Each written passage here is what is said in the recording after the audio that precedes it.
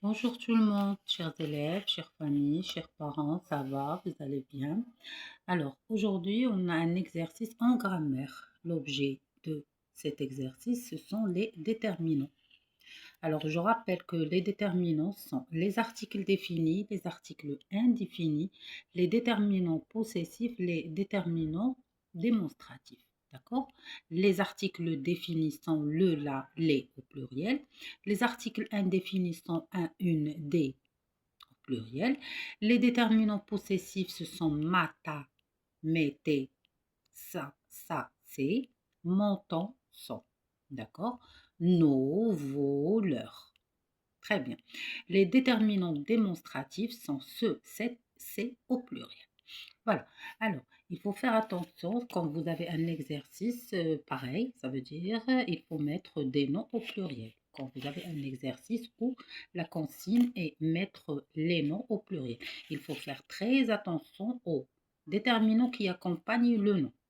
D'accord? Quand le déterminant est le, au pluriel, ça doit être les. Pour une, un, au pluriel, doit être des. Ma, mon, c'est mes. Ton, ta, c'est tes. Son, ça, c'est. Leur, singulier, pour le pluriel, c'est leur au pluriel. D'accord? Voilà. Pour tes, c'est aussi son pluriel, mais il y a le pluriel de ces déterminants. D'accord? Alors, vos, nos. Alors, les exemples qu'on a dans cet exercice ou bien dans cet exercice, le ballon, les ballons. Il y a la marque du pluriel. Une valise, des valises. Il ne faut jamais oublier la marque du pluriel, sinon c'est faux. Ma maison, mes maisons. S. Ton histoire, tes histoires. D'accord? Leur cahier, singulier, leur cahier, pluriel.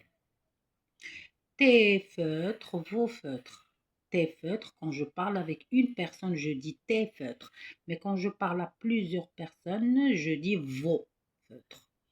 Mes chemises, je parle toute seule, j'ai plusieurs chemises, je dis mes chemises. D'accord? Moi, avec un groupe, on parle de notre, ou bien de nos, pardon, chemises, on dit nos chemises. D'accord? On est plusieurs personnes, chacun a plusieurs chemises, on parle, on dit nos chemises. D'accord? Pour leur cahier, voilà, un cahier qui appartient à un groupe, un seul cahier appartient à un groupe. Je dis leur cahier. Mais quand il y a plusieurs cahiers qui appartiennent à un groupe, à plusieurs personnes, je dis leur cahier. D'accord? Alors, je rappelle qu'il faut faire attention quand vous avez un exercice pareil. Alors, il faut toujours regarder le déterminant qui accompagne le nom. D'accord? Par exemple, si tu as une valise, tu ne vas pas mettre les valises. Non, le pluriel pour une valise, puisque une, c'est un article indéfini, même le déterminant au pluriel doit être indéfini. Ici, l'article est défini, même le pluriel doit être défini. D'accord?